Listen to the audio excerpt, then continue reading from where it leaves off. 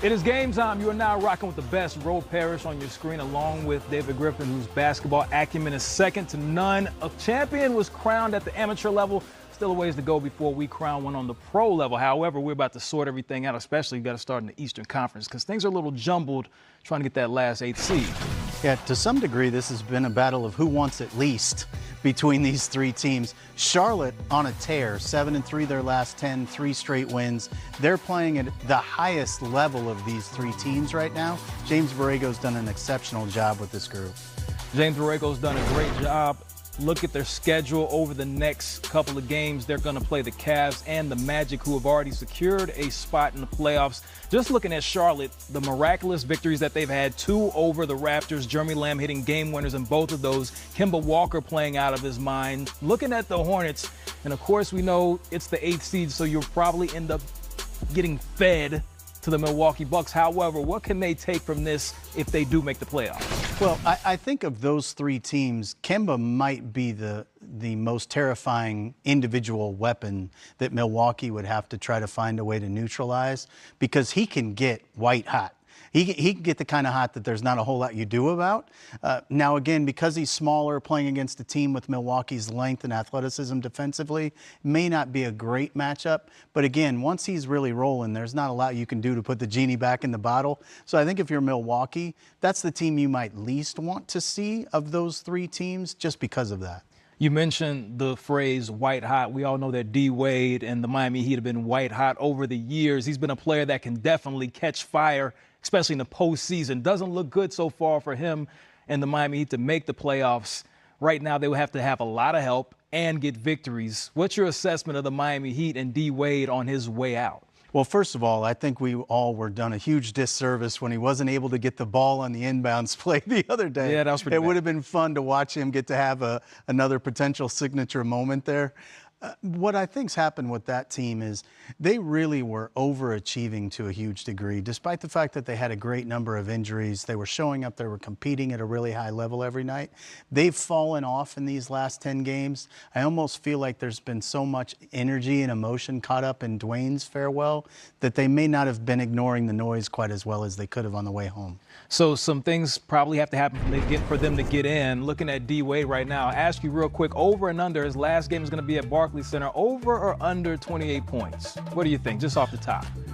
I'm going to take the under, but not for a lack of trying.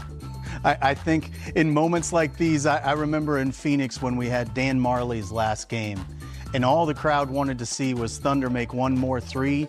It took him 9 attempts to get there. I think Dwayne's going to be filled with so much emotion. He may be a little overhyped in this game. He's never scored 30 at Barclays. We'll see what happens. 28, he's done that twice now. As Dwayne Wade approaches his final regular season game, he reflects on the people and the images that meant most to him during his amazing career. I first look at this and see my son, and I'll be like, wow. He's 17 now, but just remembering this day, after getting drafted and everything, and before this photo was taken, I got a chance to meet Riley. I remember he brought me like this big book of like all the plays and said, learn this by tomorrow. And getting here to the pros and having Coach Riley, it was a perfect way for me. I was a young guy coming into a world that I had no idea about, and he put my focus on basketball. He always pushed me to be more and to give more and to be greater. And I needed that Pat Riley handprint. For me, this was so cool to be drafted with best college player at the time, Carmelo, and best high school player at the time. It helped me so much because it pushed me. It gave me something else to reach for. I wasn't in these photos in the beginning. It was just these two. Obviously, these are 2 of my best friends, and connected to these guys forever. But when I was in this photo, I have arrived. I got that opportunity my rookie year to go to the playoffs and establish what I was made of and who I was going to be. And I just remember thinking how much more work I needed to do because I wanted to be better and greater in that moment. Okay, so let me tell you a little bit about this photo. We've seen other people have these iconic photos, and we was like, yo, we got to get an iconic photo with the trophy. So this photo was staged by Shaq and myself. Winning my first championship, it was just an unbelievable moment. I think I understood at this time that this wasn't something that just happened every year. I always say my career would not be where it is if I didn't have him come in at that critical time. And he expressed that this was my team, that he was coming down here to help me become one of the best players in this game.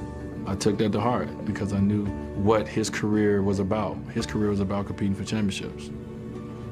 The Big Three era, amazing era for Miami Heat. When I look at this photo, what I see something of legend. We didn't really talk about scoring titles and covers of magazines and all the things that we ended up doing. We just talked about winning the championship. It took some sacrifice to do that, but ultimately we achieved our goal. Playing basketball with those guys was amazing, but I think the relationship that we built away from the game was special. It changed everything for me, for Brian, for Chris, for this organization. It put us in a different light. You know, we was able to go to finals 4 years in a row and win 2 of them, and it was hard. But I think, you know, we all learned something about ourselves.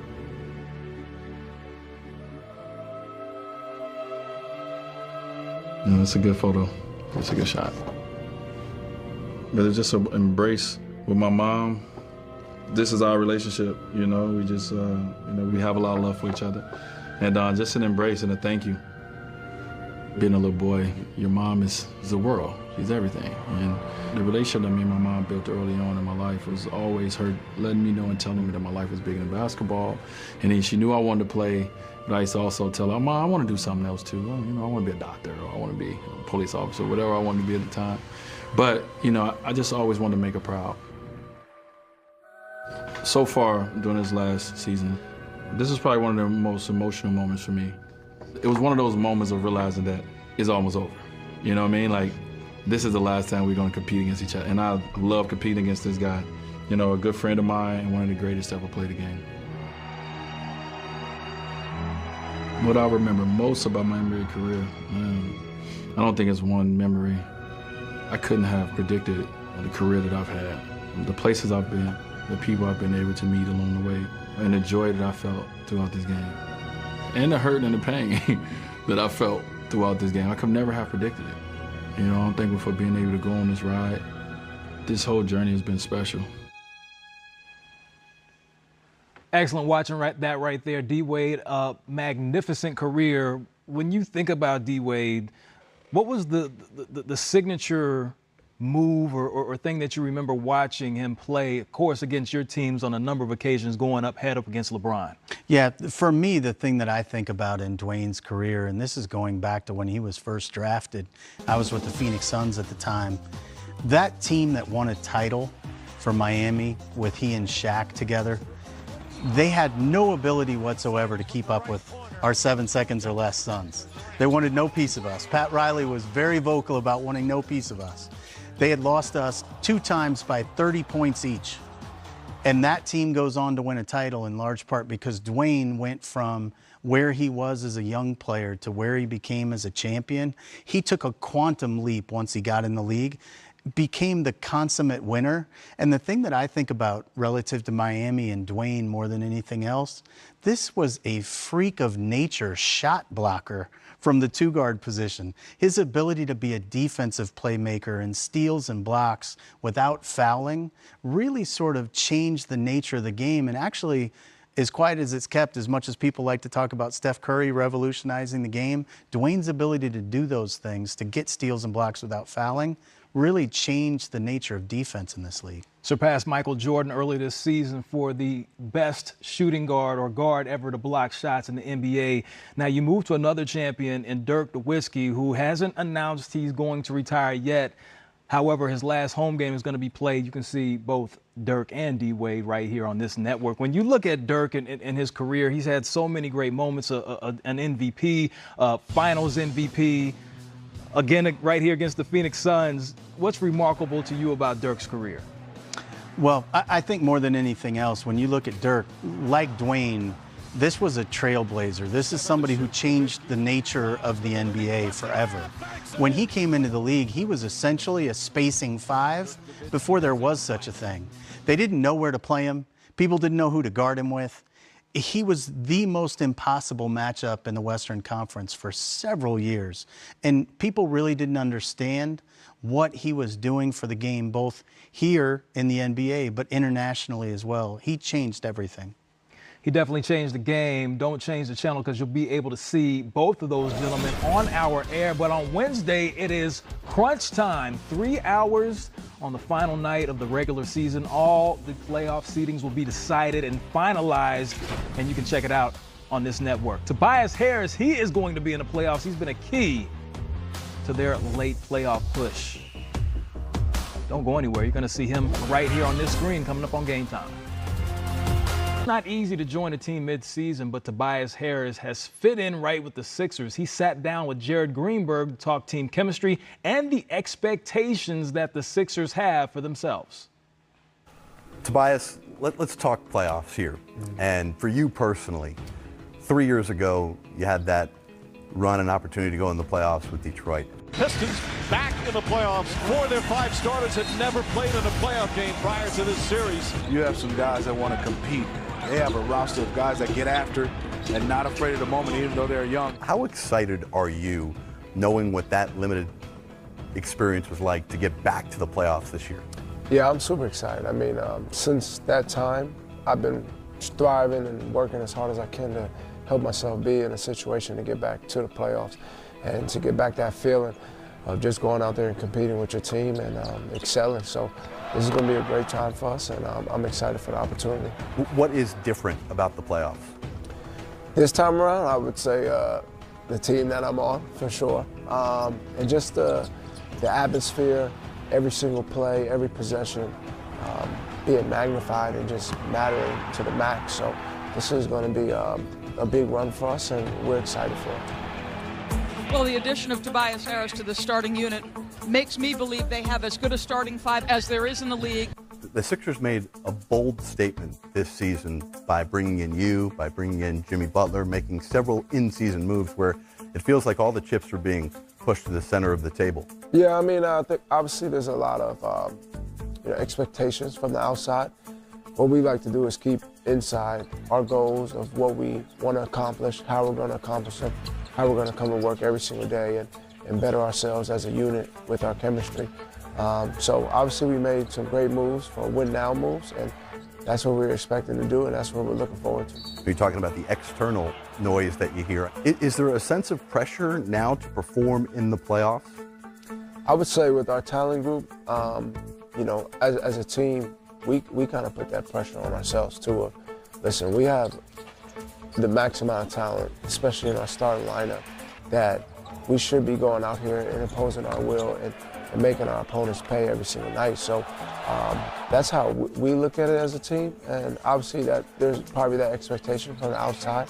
But with that being said, we know every time we step on the floor, we got to handle our business the best way that we can. Tobias, it's only been a very small window of time that the entire roster has been available and healthy for each game. How have you gone about, and how do you continue going about role definition, figuring out who does what when? That's kind of been the thing for us, is just going in the flow of that. But the name of the game for us is balance and defense. We know that if we lock in defensively, we're one of the best teams, and out of transition, teams can't run with us. And through the course of a game, we're going to feed the high hand, we're going to look for each other, we're going to move the basketball and play the right way. So that's been our formula. And once we have done it, it's shown, and we've won big too. So that's what we look to do in the playoffs also. Embiid, quick spin move, draws the foul, shot's good, and one. Good pass. Embiid, windmill action. Nice drive inside by Embiid. Oh, what a play. The self-proclaimed most unstoppable player in the NBA is Joel Embiid. From having the opportunity to play with him now, what have you learned about his game that maybe you didn't know as an opponent? How strong he is. I mean, when you play against him a couple times, and I've played against him with other very good big men, but to see him now be his teammate, he creates his own space out there, and his skill set is just at the top. He wants to show everybody that he's, as he said, one of the most unstoppable players in the whole league, if not the most unstoppable player. So, he backs it up with his work and with his play. So, if a guy is self-proclaiming that for himself and going out there handling his business, you can't ask for any more. Tobias, if I were to give you the option to give me one thing that could stand in the way of Philadelphia coming out of the Eastern Conference this year, what would that one thing be? Ourselves. As I said, it's about the balance. It's about the humility of going out and playing for one another and just playing as a collective unit and, just figuring it out. Obviously, it's been a short period of time since we've all been together, but we have the right personnel, we have the right personalities on this team to get it done. You feel like right now what you've seen from this team, you're at a championship level? I feel like right now we have the ability, we have the team in place to get to that. I mean, in playoffs, we're going to figure out and find out a lot about ourselves, but I feel as a team, we have the talent level and the group and the personalities to get there. So whatever happens in playoffs happens, but, I'm on this team and I'm taking my team. And I have the confidence in our group, too, to get there. It's a tradition like no other. Join the homies, Skeets, Taz, Trey, and Lee for their annual awards ceremony. The Starties, Thursday at 6 p.m. Eastern on NBA TV. We continue with more Game Time after the break.